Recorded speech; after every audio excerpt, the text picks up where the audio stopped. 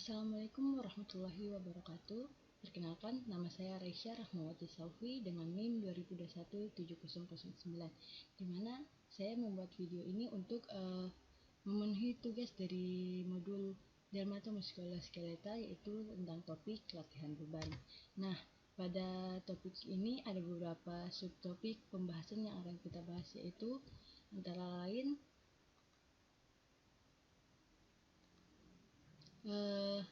yang pertama ada histologi dan anatomi otot, yang kedua otot yang terlibat dalam bicep curl, leg press, dan sit up, yang ketiga mekanisme kerja kontraksi otot, yang keempat mekanika kerja otot dan otot yang menjadi penggerak utama stabilizer dan agonis, yang kelima adalah alasan otot bertambah besar dan keras setelah latihan, yang keenam faktor yang mempengaruhi besar dan bentuk otot, yang ketujuh proses metabolisme saat otot bekerja, yang kedelapan yang mempengaruhi bentuk otot ditinjau dari gender, dan yang terakhir atau yang ke-9 yaitu mekanisme perubahan otot setelah lama tidak latihan.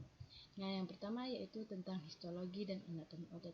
Yang pertama kita akan bahas yaitu adalah anatomi otot, di mana otot ini dibagi menjadi ekstremitas atas dan ekstremitas bawah. Nah, sekarang ini adalah otot dari ekstremitas atas yaitu superior. Ada clavicula, musculus deltoideus, nodus medianus, musculus bicebrachi, fascia antebrachi, nodus rectularis, musculus brachioidalis, musculus triceps brachii, dan lain-lain yang bisa kita lihat pada gambar ini. Nah, selanjutnya ini masih sama dari ekstremitas atas, namun ini bagian-bagian dari dorsalnya. Nah, ada apa saja sih di bagian dorsalnya? Di bagian ekstremitas atas itu ada musculus biceps brachii, musculus brachialis, musculus triceps brachii, musculus trapezius, dan lain-lain yang bisa kita lihat di gambar berikut. Nah, selanjutnya adalah tangan. Nah, di tangan ini ada apa saja sih? Ada musculus extensor digitorum tendines, ligamentum muscularum extensorum, connectus interdinal, dan lain-lain yang kita bisa lihat di gambar tersebut. Nah, selanjutnya adalah bagian abdomen, bagian depan dan belakang. Ini ada musculus trapezius, musculus teres major, musculus latissimus dorsi, musculus oblique extremitus abdominis, dan lain-lain yang kita bisa lihat. Nah, selanjutnya ini ada dari batang tubuh juga, itu adalah musculus serratus anterior, musculus subgluteus, musculus pectoralis major, musculus pectoralis minimus, musculus deltoideus, dan lain-lain yang bisa kita lihat di gambar ini. Nah, ini adalah struktur otot inferior atau bagian ekstremitas bawah. Ini ada musculus aiposus, musculus tensor fasciae, musculus sartorius, musculus peroneus, musculus soleus, musculus bilalis anterior, dan masih banyak lagi. Sedangkan di bagian dorsalnya ini ada musculus gracilis, musculus semidosus, musculus biceps dan lain-lain yang bisa kita lihat di gambar ini. Nah, ini sama, ini ada musculus gluteus maximus, ada tractus fibularis, dan lain-lain yang kita bisa lihat di gambar ini. Nah, fungsi dari jaringan otot ini apa saja sih? Yang pertama itu adalah untuk pergerakan. Yang selanjutnya adalah stabilitas posisi tubuh atau mempertahankan keseimbangan posisi tubuh. Nah, yang terakhir adalah dari fungsi jaringan otot adalah termogenesis, di mana termogenesis ini adalah proses produksi panas yang diperkirakan 85% panas tubuh ini dihasilkan oleh kontraksi otot. Nah, selanjutnya adalah struktur histologi dari otot langka yang kita ini. Nah, dari otot rangka ini ada 3 komponen dasar yang menyusun dari otot rangka ini, yaitu jaringan ikat, jaringan otot, dan sistem membran. Nah, jaringan ikat ini dia terdiri dari fascia superficialis yang merupakan jaringan ikat kuat yang membungkus otot, fascia profunda yang merupakan selaput jaringan yang membungkus bekas-bekas otot, epimysium, perimysium, dan endomysium. Sedangkan komponen jaringan ikat yang terdapat di fasciculus ini juga merupakan berkas-berkas serat otot yang lebih kecil, di mana setiap fasciculus ini dia dibungkus oleh perimysium. Nah, di semua lubang jaringan ikat ini dia terdapat pembuluh darah, kapiler, vena maupun saraf. Nah, ada juga motor neuron. Nah, kontraksi otot ini dia pada otot rangka ini dia terjadi pada stimulus dari motor neuron, di mana motor neuron ini merupakan akson dari sel saraf yang berhubungan dengan sel otot. Kemudian ada sarkolema, di mana merupakan membran sel yang mengelilingi sitoplasma. Retikulum sarkoplasma adalah diskursus dari retikulum endoplasma halus yang ditemukan dari sel otot. Ada juga myofibril, di mana dia terdiri dari myofilamen yang terbentuk dari protein kontraktil halus. Nah, selanjutnya adalah serat otot, di mana serat otot rangka ini merupakan sel yang berinti banyak yang berbentuk silindris panjang dan dengan nukleus yang terletak pada sel. Di serat otot rangka ini ada terdapat nukleus, mitokondria, sarkolema, myofibril, filamen tebal, filamen tipis, retikulum sarkoplasma, tubulus transversus, di mana merupakan invaginasi dari membran eksternal sel otot rangka dan jantung yang kayu akan saluran ion yang penting untuk berpasangan antara ekstraksi kontraksi. Nah, selanjutnya yang terakhir adalah sarkoplasma otot rangka, di mana susunan filamen aktin dan miosin ini sangat teratur. Pola serat lintang atau yang biasa disebut dengan pita ini lebih terang daripada pita A yang lebih gelap. Nah, selanjutnya ada otot-otot yang terlibat dalam bicep curl, leg press, dan sit up. Nah, bicep curl itu apa? Bicep curl ini merupakan latihan otot yang dengan penggerak utama yaitu bicep dan tricep. Kedua otot ini melekat pada tulang dengan atas atau humerus. Nah, ini merupakan bicep curl, di mana kalau bicep curl ini ada beberapa otot yang bekerja yaitu bicep dan tricep, di mana jika bicep itu berkontraksi maka tricep itu akan berrelaksasi.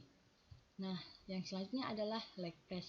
Leg press ini adalah suatu latihan dengan duduk dengan mesin leg press, di mana pada saat menggunakan leg press, otot-otot yang bekerja adalah otot paha depan, quadricep, dan otot paha belakang atau hamstring, gluteus maximus, serta otot-otot yang ada di betis pada leg press. Nah, ini merupakan gambaran dari leg press, itu beberapa otot yang bekerja pada saat kita melakukan leg press. Nah, selanjutnya adalah sit up. Sit up ini adalah latihan beban tubuh yang menargetkan otot perut dan fleksor pinggul. Keduanya bertanggung jawab untuk fleksi pinggul dan tulang belakang. Latihan ini dilakukan dengan berbaring, terlentang, dengan mengangkat tubuh. Latihan ini juga mengencangkan otot abdomen, di mana di sit up ini dia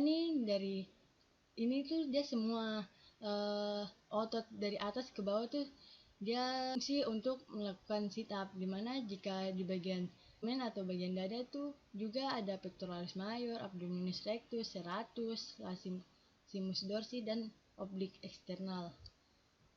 Nah, selanjutnya adalah mekanisme kerja kontraksi otot.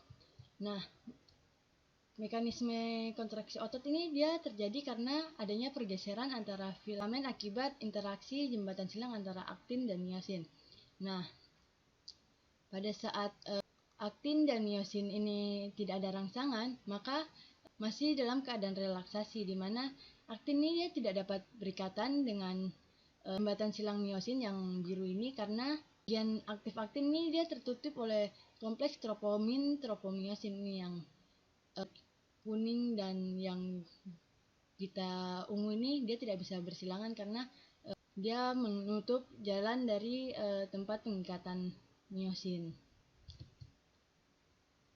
Nah, pada saat rangsangan otot itu dia mulai berkontraksi, di mana pada saat rangsangan Ca2+ atau kalsium itu dia dilepaskan, dan kemudian kalsium ini dia berikatan dengan troponin, di mana ikatan ini akan menyebabkan pita tropomyosin ini dia bergeser, sehingga bagian aktif aktin yang tadi tertutup yang warna hijau ini dia terbuka, sehingga bisa terjadi jembatan silang, di mana jika setelah berikatan akan terjadi gerakan mengayun yang kuat dengan bantuan energi yang disediakan oleh ATP, di mana filamen tipis ini akan tertarik ke arah dalam sehingga sarkomer ini tampak memendek.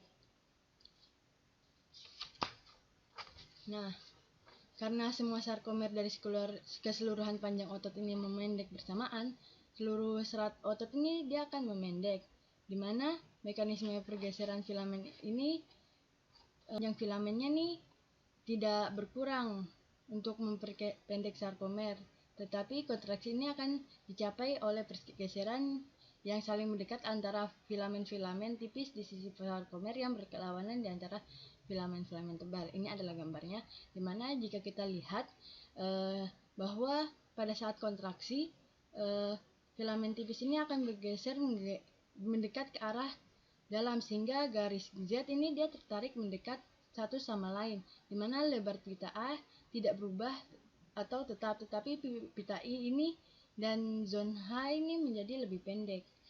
Nah, selanjutnya adalah satu siklus jembatan silang, di mana seperti yang tadi saya jelaskan bahwa saat ada rangsangan, kalsium ini dilepaskan, kemudian kalsium ini akan berikatan dengan troponin, di mana menyebabkan pita tropomyosin ini akan bergeser, sehingga bagian aktif aktin ini akan terekspos. Nah, terjadi ikatan silang antara bagian aktif aktin dan jembatan silang dan myosin yang terjadi jembatan silang.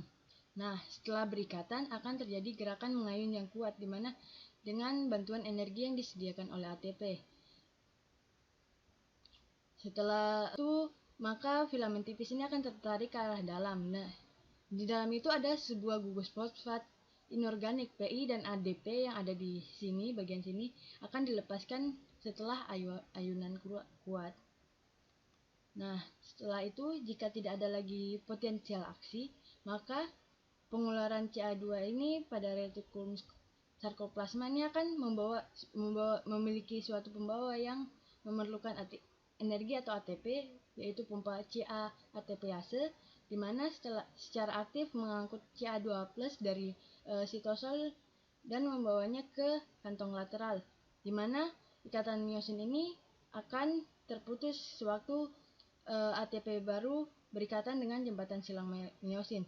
Dengan tidak adanya kalsium, maka kompleks troponin tropomyosin ini akan bergeser kembali ke posisi awal atau relaksasi. Nah, setelah itu jika misalnya tidak tersedia ATP baru pada saat itu, akan terjadi myosin itu akan tetap terkait pada kompleks rigor, ini dinamakan dengan kompleks rigor. Nah, selanjutnya adalah mekanisme ekstasi kontraksi otot. Nah, yang pertama adalah sebuah potensial aksi di neuromuscular junction yang ini, dia merangsang pelepasan asetylkolin. Asetylkolin ini yang bulat-bulat merah ini, di mana akan berdifusi dan menembus celah dan memicu potensial aksi ini ke serat-serat otot, di mana potensial aksi ini akan berpindah menembus membran serat otot melalui tubulus T, di mana potensial aksi di tubulus T ini akan memicu pelepasan kalsium dari retikulum sarkoplasma ke dalam sitosol. Setelah itu, kalsium ini akan berikatan dengan troponin tropomyosin yang tadi saya sudah jelaskan bahwa di filamen tipis. Setelah itu kalsium ini akan membuka jembatan troponin tropomyosin yang semula tertutup akan terekspos yang menjadi terbuka. Ini adalah gambarnya. Yang selanjutnya yaitu terjadi jembatan silang atau cross bridge. Kemudian memicu jembatan silang ini mendorong filamen ke pusat sarkomer, di mana terjadi kayuhan kuat. Kayuhan kuat ini dinamakan juga dengan power stroke. Nah, setelah kayuhan kuat ini, jembatan silang ini akan terlepas pada aktin. Jika Ca2-nya ini masih ada, siklus ini akan kembali ke tahap yang ke sini, ke siklus ke-5. Nah, setelah itu jika misalnya ATP-nya dan Ca2+-nya atau kalsiumnya itu sudah ATP-nya sudah habis, maka kalsium ini akan kembali ke retikulum sarkoplasma sehingga ini akan menjadi relaksasi. Nah, selanjutnya adalah mekanika kerja otot dan otot yang menjadi penggerak utama, stabilizer dan agonis. Nah, mekanika otot rangka ini apa sih? Itu adalah kontraksi otot yang mengakibatkan ketegangan pada otot. Ketegangan ini dihasilkan dalam sarkomer atau komponen kontraktil otot, di mana pada saat terjadinya cross bridge atau jembatan silang dan pergeseran filamen. Ketegangan ini dihasilkan akan disalurkan ke tulang melalui tendon untuk digerakkan. Nah, peranan otot rangka ini apa saja sih? Yang pertama adalah penggerak utama, di mana merupakan otot utama yang berkontraksi saat melakukan gerakan.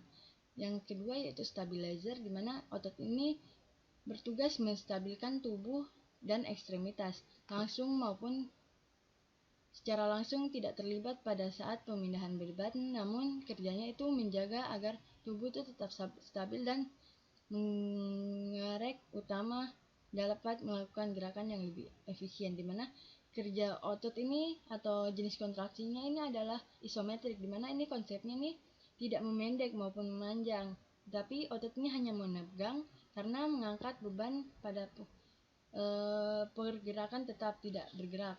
Nah, yang selanjutnya adalah isotonik, di mana ini adalah otot yang memanjang dan memendek pada suatu pergerakan dan timbul saat mengangkat beban. Konsentrik itu adalah otot memendek, sedangkan eksentrik itu merupakan otot memanjang.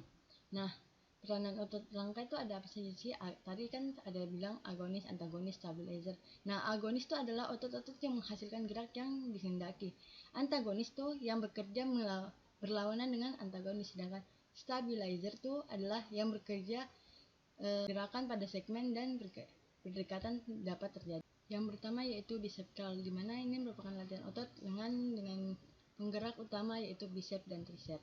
Nah, mekanismenya itu apa saja sih? Ada isometrik kontraksi, isotonik kontraksi, dan isotonik esentrik kontraksi, di mana otot penggerak utama dan stabilizer dari curl ini adalah bicep dan forearm flexor, di mana di bagian tangan. Nah, selanjutnya adalah leg press. Leg press ini adalah latihan dengan duduk pada mesin leg press, sudah dijelaskan tadi.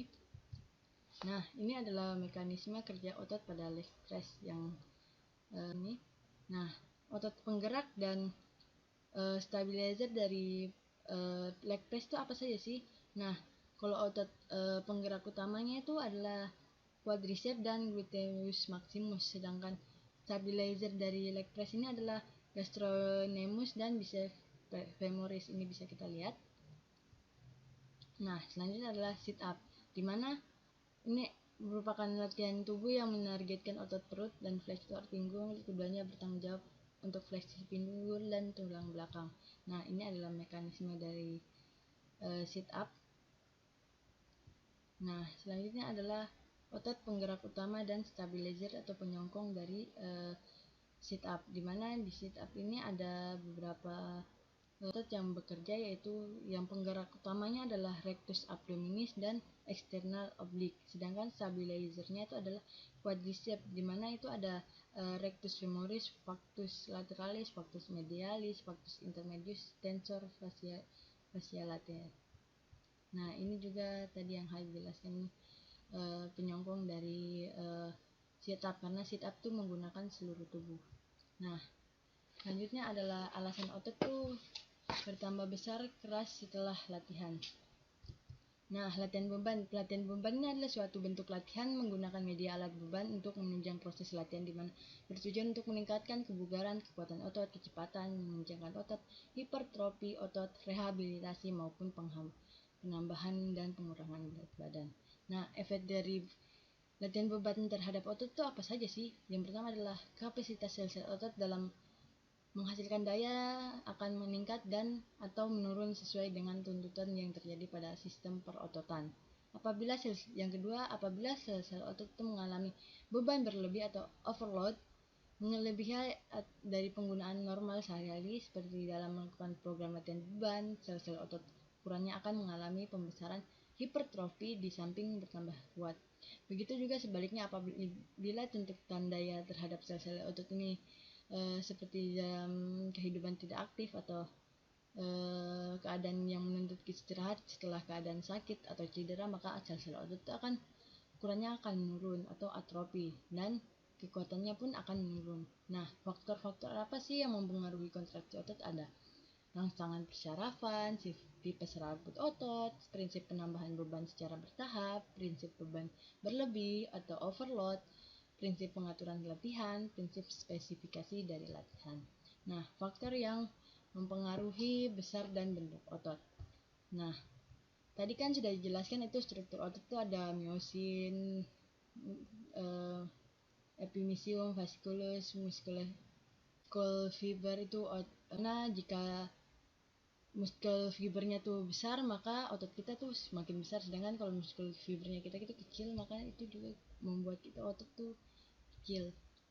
Nah, otot tuh bukan merupakan organ yang selnya itu mengalami pembelahan, dimana otot ini memiliki 3 lapisan yaitu epimysium, perimysium, dan endomysium. Apabila terjadi muscle fibernya mengalami kerusakan atau akan tergantikan dengan sel yang baru atau regenerasi. Terdapat di mana pertumbuhan sel otot baru ini dia bersaing dengan pertumbuhan jaringan ikat. Jika pasukan oksigen terhambat, maka regenerasi jaringan otot ini akan terganggu, sedangkan jaringan ikat ini lebih leluasa tumbuh. Nah, olahraga ini kerja otot, kerja jantung ini banding lurus ya dari otot tersebut. Nah, faktor-faktor apa saja sih yang mempengaruhi otot? Yang pertama ada usia, bentuk otot, dan faktor nutrisi. Dimana jika yang pertama yaitu faktor biologis, dimana perkembangan otot tuh pada laki-laki dan perempuan tuh awalnya tuh sama, tetapi pada saat kita remaja kadar hormon itu tuh dia berbeda, karena kadar hormon testosteron atau hormon anabolik pada laki-laki ini dia meningkat pada saat pubertas, di mana hormon anabolik ini mempunyai fungsi utama sebagai sintesis protein dan merangsang terjadinya pembesaran otot dan pertumbuhan beberapa jaringan kompleks tubuh, di mana testosteron yang ada pada laki-laki ini merupakan salah satu contoh dari hormon anabolik yang merangsang proses pembesaran otot. Yang kedua yaitu hormon anabolik juga nih dia meningkatkan otot pada laki-laki. Ukuran ototnya tuh lebih besar, dimana akan mencapai puncaknya pada umur 20-an, dimana hormon anabolik ini dia dapat berbentuk secara alami ataupun secara sintetis, dimana jika secara alami tuh dia tuh olahraga, seperti kita olahraga, sedangkan secara sintesis tuh dia melalui injeksi, suntikan atau suntikan steroid dan maupun obat-obat yang mengandung steroid. Nah, yang selanjutnya yaitu latihan beban, dimana latihan beban ini akan mengaktifkan jalur transduksi sinyal yang mengatur sintesis protein otot, degradasi, dan transkripsi dari perilaku dari sel-sel satelit. Yang selanjutnya itu protein kontraktil, aktin dan myosin itu akan diaktifkan selama kontraksi, dimana kontraksi itu kuat dari otot tersebut itu akan membesarkan myofibril, dimana jika myofibril itu membesar maka organnya itu membesar atau ototnya itu semakin membesar, seperti binaragawan itu dia mengalami pembesaran myofibril atau hipertrofi. Nah, selanjutnya adalah proses metabolisme saat otot bekerja. Nah, otot tuh dia kan selama kontraksi tuh ATP tuh dia diuraikan oleh myosin ATPase untuk menjalankan kayuhan kuat, dimana kekuatan silang dimulai. Setelah itu selama relaksasi itu ATP juga diperlukan, dimana menjalankan pompa CA2+ dan memindahkan kalsium ke dalam kantung lateral. Nah, definisi metabolisme. Metabolisme ini merupakan salah satu proses yang sangat penting yang terjadi pada makhluk hidup, karena dalam proses ini selain terjadi relaksasi yang simultan, juga terjadi proses penghasilan energi untuk kelangsungan hidup makhluk hidup. Nah, jalur-jalur apa saja sih yang ada di metabolic otot, dimana itu ada 3 jalur pemasok otot ATP di otot, yaitu pemindahan fosfat berenergi tinggi dari keratin fosfat ke ADP, fosforylasasi oksidatif, dan glikolisis. Nah, ini adalah gambarannya, di mana yang pertama adalah keratin fosfat, di mana keratin fosfat ini dia bersumber energi pertama yang digunakan pada awal aktivitas kontraktil, di mana seperti ATP, keratin fosfat ini dia mengandung suatu gugus fosfat yang berenergi tinggi yang dapat berikatan langsung dengan ADP untuk membentuk ATP, di mana seperti dibebaskan energi ketika ikatan fosfat terminal di ATP terputus. Pemutusan ikatan ini juga membebaskan energi yang dibebaskan dari hidrolisis keratin fosfat ini bersama dengan fosfat dapat diberikan langsung ke ADP. Yang selanjutnya adalah fosforilasi oksidatif, di mana ini adalah jalur multitahap. Fosforilasi oksidatif ini dia menghasilkan ATP dengan laju yang relatif lambat jika dibandingkan dengan transfer fosfat yang berenergi tinggi dari keratin fosfat ke ADP atau proses glikolisis, di mana fosforilasi oksidatif ini dia berlangsung dalam mitokondria otot yang jika dia tersedia oksigen, di mana oksigen ini dia dibutuhkan untuk menunjang sistem transport elektron mitokondria yang bersama dengan kemeiosis dan ATP sintase. Secara efisien memanen energi diambil dari penguraian molekul-molekul nutrien dan menggunakan untuk menghasilkan ATP. Jalur ini dijalankan oleh glukose dan asam lemak bergantung pada intensitas dan durasi aktivitas. Meskipun menghasilkan banyak molekul ATP, yaitu 32 untuk setiap molekul glukosa yang diproses, fosforilasi oksidatif ini dia relatif lambat karena banyaknya tahap enzimatik yang terlibat dalam fosforilasi oksidatif.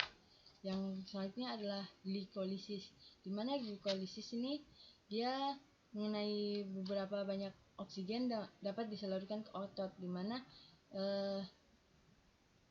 paru dan jantung ini dapat menyerap dan menyalurkan sejumlah oksigen ke otot yang sedang bekerja, di mana saat kontraksi maksimal, kontraksi ini menekan pembuluh darah yang berjalan melintasi otot sehingga hampir tutup, sehingga kesediaan oksigen ini di serat otot menjadi sangat terbatas, sehingga jika oksigen tersedia, fosforilasi oksidatif ini relatif menghasilkan ATP. Selanjutnya adalah produksi asam laktat, di mana terjadi meskipun glikolisis anaerobik menyediakan cara untuk olahraga berat ketika penyaluran oksigen, tapi pemakaian ini ada dua konsekuensi. Yang pertama yaitu sejumlah besar nutrien harus diproses karena glikolisis ini jauh kurang efisien dibandingkan dengan fosforilasi oksidatif dalam mengubah energi nutrien menjadi energi ATP.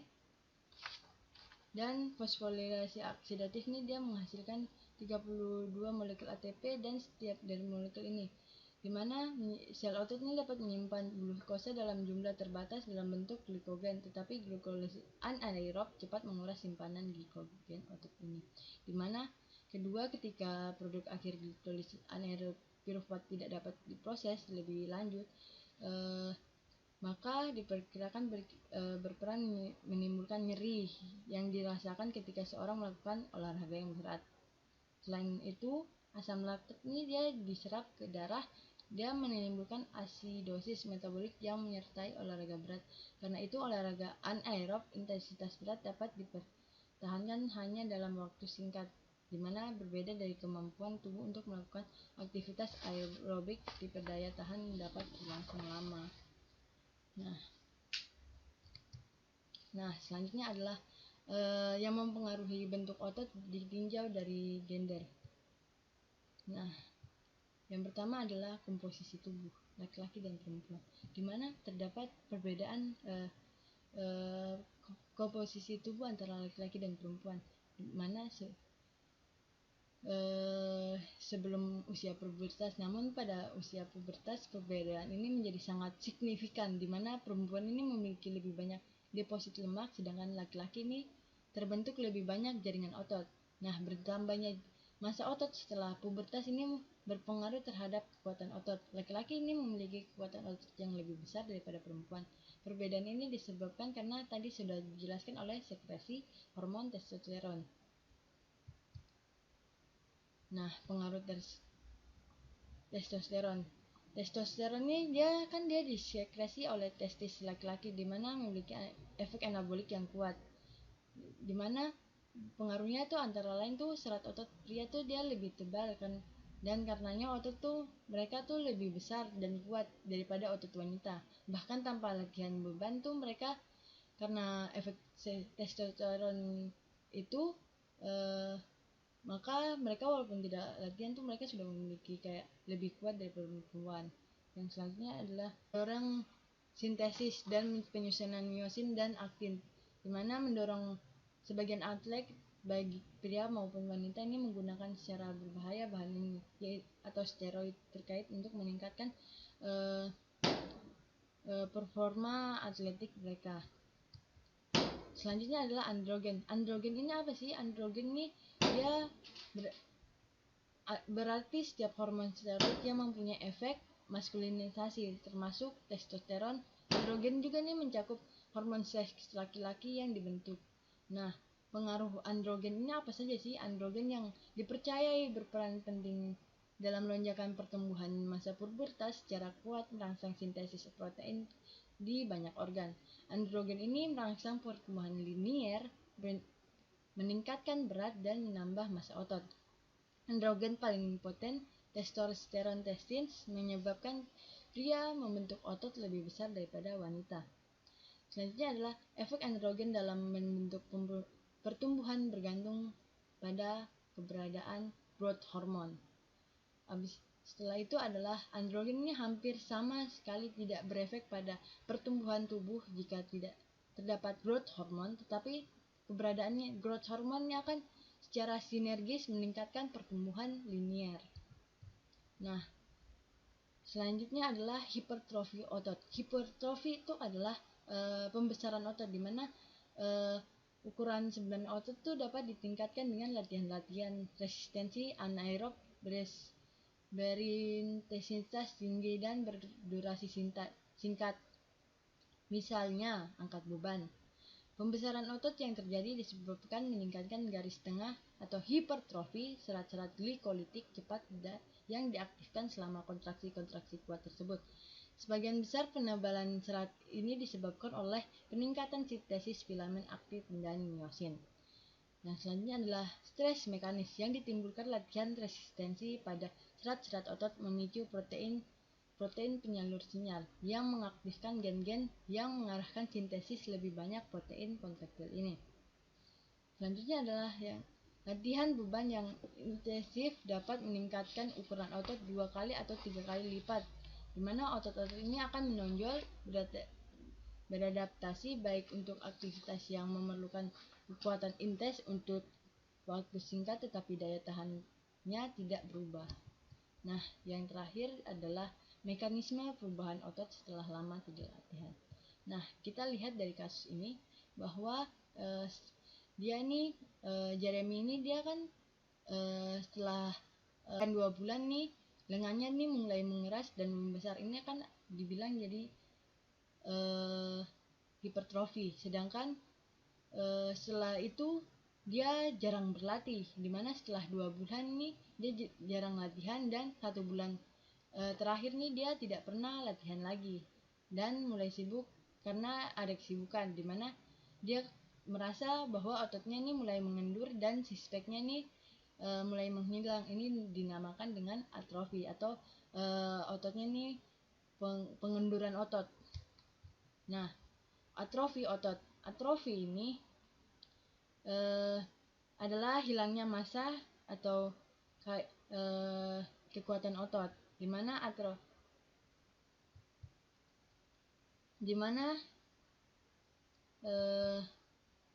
atrofi ini didefinisikan sebagai penurunan ukuran jaringan atau organ karena penyusunan sel atau ukuran sel disebabkan adanya hilangnya organel sitoplasma dan protein, di mana ini ada pengecilan otot. Nah, tadi saya sudah sampaikan bahwa setelah latihan hampir 2 bulan tuh lengannya mulai mengeras dan membesar, itu adalah hipertrofi atau pembesaran otot. Perutnya terbentuk six-pack, ini juga hipertrofi. Setelah 2 bulan mulai jarang latihan. Nah, 1 bulan terakhir tadi saya sempat bilang tidak pernah latihan dan otot lengannya mulai mengendur, itu dinamakan atrofi. Nah, mekanisme dari atrofi sendiri ini adalah dilihat bahwa di atrofi ini menggunakan glukokortikoid, di mana dari glukokortikoid ini dia berespon reseptor glukokortikoid dan faktor transkripsi FOXO yang akan mengaktifkan gen MURF1 dan MAFBX, di mana gen ini akan meningkatkan ekspresi protein MURF1 dan MAFBX, lalu mempromosikan atrofi otot. Nah, peningkatan ekspresi MURF1 dan MAFBX ini mendorong atrofi otot melalui mekanisme biokimia yang belum terdefinisi dengan baik.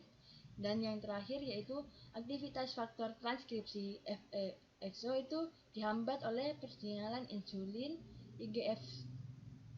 IGF-I, dan glikokortein tingkatan rendah. Pensinyalan insulin atau IGF ini dia memiliki peran ganda, yaitu dapat menghambat atrofi otot melalui penghambatan faktor transkripsi FOXO dan rangsang sintesis protein hipertrofi otot rangka melalui aktin dan AKT dan mTORC1. Nah, ini adalah daftar pustaka yang saya gunakan untuk menyusun kibi di satu topik ini. Ini adalah referensi yang saya gunakan. Mungkin sekian. Mohon maaf jika ada salah kata. Wassalamualaikum warahmatullahi wabarakatuh.